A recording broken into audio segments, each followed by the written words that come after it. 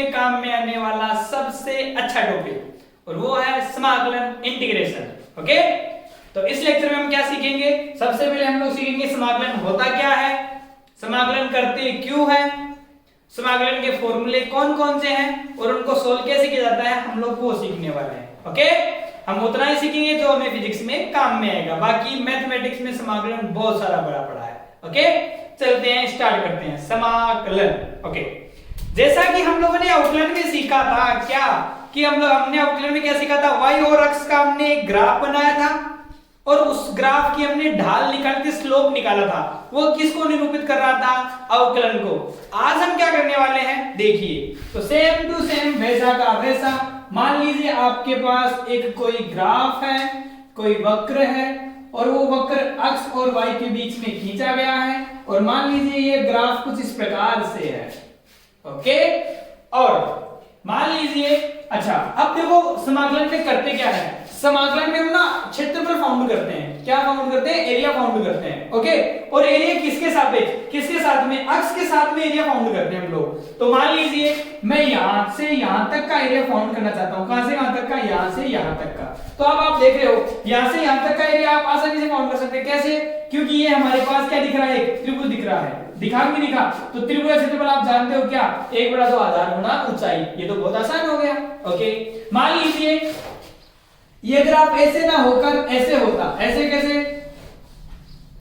ऐसे होता तो आप क्या करते? यहां से यहां लंब डाल लेते और ये आकृति बन गई। ये आकृति कैसी बन गई? आपके पास आयत बना हुआ है, तो आयत का क्षेत्रफल निकाल लेंगे आप लोग आसानी से। समझ रहे हो? लेकिन लेकिन लेकिन लेकिन लेकिन यदि ऐसे हो, ऐसे कैसे हो? ग्राफ किसी प्रकार से बन सकता है, ऐसे बन सकता है, या ग्राफ ऐसे बन सकता है। किसी प्रकार का ग्राफ हो तो उसका क्षेत्रफल कैसे फाउंड करेंगे? तो वो क्षेत्रफल फाउंड करने के लिए हमें क्या सीखना पड़ता है? समाकलन। तो बेसिकली आप दिमाग में एक बात डाल लीजिए, समाकलन से क्या ज्ञात किया जाता है? क्षेत्रफल ज्ञात किया जाता है। ठीक, और किसके साथ में? अक्ष के साथ में। ठीक, ओके, तो मान लीजिए मुझे यहां से लेकर यहां तक का क्षेत्रफल फाउंड करना है। कहां से लेकर कहां तक का? यहां से लेकर यहां तक का। तो आप क्या करेंगे? आप एक स्ट्रिंग लेंगे। ओके, और उस स्ट्रिंग को मान लीजिए यहां से यहां तक ये स्ट्रिंग ले सकते हैं, ये स्ट्रिंग ले सकते हैं, ये ले सकते हैं, या ये ले सकते हैं, या ये ले सकते हैं। तो आप लोग बहुत सारी स्ट्रिंग लेंगे और इस स्ट्रिंग का अलग अलग आप क्या निकाल लेंगे? क्षेत्रफल निकाल लेंगे और सबका जोड़ कर देंगे, तो भी समाकलन हो सकता है। तो इसमें बहुत सारी स्ट्रिंग हो सकती है। यहां देखो, ये ऐसे हो सकती है, ये ऐसे हो सकती है, ये ऐसे हो सकती है, ये ऐसे हो सकती है। और मान लीजिए इन स्ट्रिंग का जो चौड़ाई है वो मान लो बहुत छोटी है। कितनी है? d अक्ष है और इसकी लंबाई मान लीजिए कुछ अलग अलग है। मैं मानता हूं इसकी लंबाई y1 है, इसकी लंबाई y2 है, इसकी लंबाई y3 है, इसकी लंबाई y4 है। तो देखो अगर ये मान लीजिए dx है और इसकी लंबाई मान लीजिए आपके पास y5 है, तो बताओ ये आप लोगों को एक आयताकार भाग दिख रहा है। तो इस आयत का क्षेत्रफल आप निकाल लेंगे। बताओ आयत का क्षेत्रफल क्या होता है? लंबाई गुणा चौड़ाई। तो लंबाई कितनी इसकी? y5 इंटू चौड़ाई किसकी? इसकी dx। तो इसका क्षेत्रफल कितना हो जाएगा? y5 into dx। तो इसी प्रकार से सबका क्षेत्रफल निकाल लेंगे और सबके क्षेत्रफल को जोड़ देंगे। तो मान लीजिए इसमें n भाग है। कितने भाग है? n भाग है। तो इसका कुल क्षेत्रफल कितना हो जाएगा? इसका कुल क्षेत्रफल हो जाएगा, बताओ कितना? एरिया इक्वल्स टू क्या हो जाएगा? एरिया इक्वल्स टू हो जाएगा y1 into dx plus y2 into dx plus y3 into dx plus plus plus yn into dx। समझ रहे हो आप लोग? तो ये एक प्रकार से बहुत सारे को जोड़ हो गया। सर आप जानते हो 10th क्लास में पढ़ा है आपने, बहुत सारे अवयवों को जोड़ने का मतलब होता है सिग्मा करना, समेशन करना। ओके, जब हम लोग इसका सिग्मा करते हैं तो ये लीजिए सिग्मा हो जाएगा, क्या हो जाएगा? y into dx। ओके, और आप इसको ना i बोल दो। क्या बोल दो इसको? i। और i की वैल्यू कहां से कहां तक? 1 से लेकर n तक। तो ये क्या हो जाएगा? आपके पास टोटल एरिया फाउंड हो जाएगा। ओके, लेकिन लेकिन लेकिन मेरे प्यारे बच्चों, जब आप लोग इसका क्षेत्रफल निकालेंगे तो आप देखिए ध्यान से, ये आयत तो यहां से लेकर यहां तक ही होता है। ये त्रिभुजाकार तो भाग, ये छोटा सा भाग तो शेष बच जाएगा। ये मान लीजिए क्षेत्रफल यहां से यहां तक इतना ही होता है, तो ये भाग तो शेष बच जाएगा। तो जैसे ये भाग यहां से यहां तक आयत तो ये होता है, ये वाला भाग शेष बच जाएगा।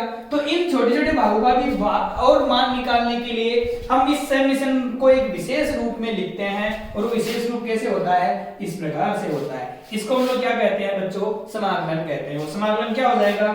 y into dx। इस प्रकार से आप क्या निकाल सकते हैं, इसका टोटल एरिया निकाल सकते हैं। और मान लीजिए यहां पर इसका मान अक्स जो है वो कहां से स्टार्ट हो रहा है, यहाँ 0 से, और यहाँ मान लीजिए अक्स की वैल्यू कितनी है 5 है। या आप ऐसे मान सकते हो ये कौन है अक्स 1 और ये कौन है अक्स 2 है। तो बताओ लिमिट हो जाएगी यहाँ से यहाँ तक, बताओ क्या लिमिट हो जाएगी अक्स 1 से अक्स 2 तक। तो बेसिकली आपको बता दूं मैं समाकलन करते कैसे हैं। समाकलन हम छोटे छोटे अवयवों को जोड़ते हैं। इसका मतलब क्या, समाकलन का मतलब क्या होता है योग करना, और योग करके क्या ज्ञात करते हैं हम लोग, एरिया फाउंड करते हैं। ठीक है, तो यहां से बस एक चीज दिमाग में रखिए, समाकलन से क्षेत्रफल ज्ञात कर सकते हैं, और किसके साथ वाला, अक्ष के साथ वाला। और समाकलन का मतलब क्या होता है, छोटे छोटे अवयवों को जोड़ना क्या होता है, समाकलन होता है। जबकि अवकलन का मतलब क्या होता है, तोड़ना, छोटे छोटे भाग कर रहे थे हम लोग।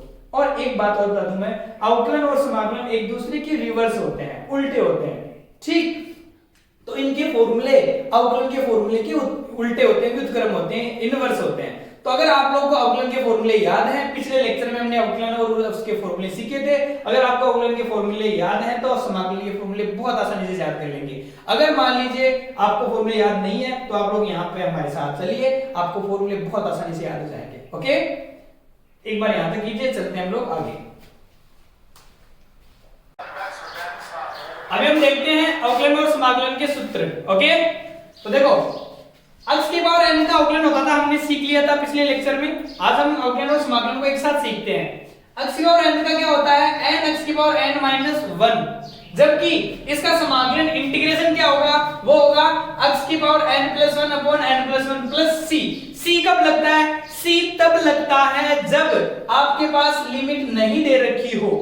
ध्यान में रखें, अगर आपके पास लिमिट दे रखी है तो आपको सी लगाने की जरूरत नहीं होती है, अगर लिमिट नहीं दे रखी है तो आप सी लगा देंगे। ओके, अक्ष की पावर n का अवकलन क्या, n अक्ष की पावर n माइनस 1, जबकि समाकलन क्या, अक्ष की पावर n का समाकलन क्या होता है, अक्ष की power n plus 1 upon n plus 1। एक एग्जांपल देख लीजिए, मान लीजिए इंटीग्रेशन किया आपने अक्ष की पावर 4 into dx। किसका इंटीग्रेशन किया आपने, x की घात 4 का, तो इसका इंटीग्रेशन क्या हो जाएगा, x की power 4 plus 1 upon 4 plus 1 plus c। तो बताओ कितना हो जाएगा, x की पावर 5 अपॉन 5 प्लस c। ठीक है, मान लीजिए इंटीग्रेशन है आपके पास रूट x इंटू dx। किसका इंटीग्रेशन है, रूट x का, तो रूट x आप जानते हैं इंटीग्रेशन रूट x की पावर 1/2, तो क्या हो जाएगा x की पावर 1/2 इंटू dx। तो बताओ x की power n plus 1 upon n plus 1, तो क्या हो जाएगा x की power 1/2 plus 1 upon 1/2 plus 1 plus में c। ओके, तो ये क्या हो जाएगा, इस प्रकार से x की पावर n का इंटीग्रेशन हो जाएगा। ओके, बट एक चीज ध्यान में रखें आप लोग, क्या ये तभी वैलिड है जब n की वैल्यू क्या नहीं हो, -1 नहीं हो। n की वैल्यू क्या नहीं हो, -1 नहीं हो, तब तक वैलिड है। अगर n की पावर -1 है तो ये वैलिड नहीं है। आपको n की पावर -1 नहीं रखनी, इसमें n की पावर -1 के अलावा आप कुछ भी रखिए, ठीक, तब ये फॉर्मूला आपका वैलिड रहेगा। n की पावर -1 क्यों नहीं रखे वो देख लो। मान लीजिए x की पावर -1 हो, n की वैल्यू क्या हो, -1 हो इंटू dx, तो बताओ क्या हो जाएगा, इसका समाकलन हो जाएगा x की पावर -1 प्लस 1 अपॉन -1 प्लस 1। आप क्या देखेंगे, ऊपर तो x की पावर कितना हो जाएगा 0 और नीचे क्या हो जाएगा 0, और जब नीचे 0 आता है तो वैल्यू क्या रहती है, अनडिफाइंड रहती है। समझ गए, तो आप ध्यान रखेंगे यहाँ x की पावर -1 नहीं लेनी होती है। ठीक है, ओके। उसके बाद में अगला जो फॉर्मूला है वो है नियत, और नियत का अवकलन कितना होता है, 0 होता है। और जबकि नियत का समाकलन क्या होता है, वही होता है जिसके सापेक्ष आप कर रहे होते हैं। तो आप क्या लिखेंगे, नियत इंटू अक्ष। यदि यहाँ पे dr होता तो आप लोग r लिखते थे, dt होता तो आप यहाँ पे क्या लिखते थे, t लिख देते। ठीक, और इसका एक रूप और होता है, वो देखो किस प्रकार से।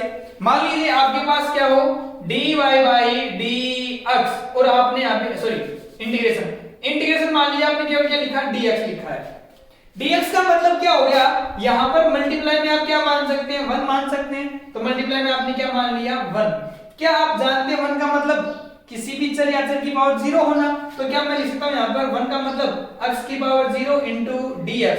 तो x की पावर 0 का सॉल्यूशन कीजिए, क्या होता है x की power n plus 1 upon n plus 1, तो क्या हो जाएगा x की पावर 0 प्लस 1 बटा 0 प्लस 1 प्लस c। बताओ क्या हो जाएगा ये x की पावर 0 x पावर 1 हो गया तो x प्लस c, क्या हमने यही लिखा है x प्लस c, नियत क्या आ जाएगा गुणा में आ जाएगा, नियत की कौन है 1 तो 1 आ जाएगा गुणा में, 1 आ जाएगा गुणा में, समझ रहे आप लोग? ओके तो ये कौन था नियत का सब समाकलन और अवकलन। फिर e की पावर x का e की पावर x होता है, यहाँ भी e की पावर x होता है। फिर log of x का क्या होता है 1 upon x, और 1 upon x क्या होता है log of x होता है। अब मैंने कहा आप लोगों क्या कहा मैंने, समाकलन अवकलन का उल्टा होता है, integration is the reverse process of differentiation. Okay तो आप क्या देखेंगे, हमें जो भी समाकलन करना होता है वो क्या करना होता है, अवकलन का उल्टा करना होता है। जैसे log x का अवकलन क्या है 1 upon x, तो 1 upon x का समाकलन क्या हो जाएगा log x। sin x क्या है cos x, तो cos x क्या हो जाएगा sin x। cos x का अवकलन क्या है माइनस sin x, तो sin x क्या हो जाएगा माइनस cos x। समाकलन बस आपको रिवर्स करना है, क्या करना आपको रिवर्स। इसका मतलब ये हुआ अगर आपको अवकलन के फॉर्मूले याद है तो समाकलन में आपको कोई परेशानी नहीं होगी। ओके तो आप लोग अवकलन और समाकलन दोनों देखेंगे, तो आप लोग अगर किसी ने अवकलन का पार्ट नहीं देखा है तो आप लोगों को उसका लिंक डिस्क्रिप्शन में मिल जाएगा, आप अवश्य उसको पढ़ें। ओके अब उसके बाद में tan x का अवकलन होता है sec स्क्वायर x, तो बताओ sec स्क्वायर x क्या हो जाएगा tan x। sec x का अवकलन होता है sec x tan x, तो बताओ sec x tan x का क्या हो जाएगा sec x। फिर cosec x का अवकलन होता है minus cosec x cot x, तो इसका समाकलन क्या हो जाएगा इसका उल्टा, तो cosec x cot x क्या हो जाएगा माइनस cosec x। वेरी आसान, अगर आप लोगों को कौन याद है अवकलन के फॉर्मूले याद है तो आपको समाकलन के फॉर्मूले में कोई समस्या नहीं होगी। तो आपसे कहना चाहूंगा एक बार आप लोग अवकलन और समाकलन के फॉर्मूले बहुत अच्छे से तैयार करें, उसके बाद में हम लोग कुछ इसकी प्रॉपर्टीज पढ़ेंगे और कुछ इसके हम लोग न्यूमेरिकल सॉल्व करेंगे। ओके हम लोग कुछ क्वेश्चन से समझेंगे समाकलन सॉल्व कैसे करते हैं। ठीक है मिलेंगे हम लोग अगले वीडियो में, अब तब तक आप लोग यहाँ तक कीजिए। पिछले इसके 2 पार्ट हमने अवकलन के अपलोड किए हैं, आप लोग दोनों पार्ट देखिए, उसके बाद में ये देखिए, ये कंप्लीट करने के बाद में हम लोग मिलते हैं कल, तब तक के लिए गुड बाय।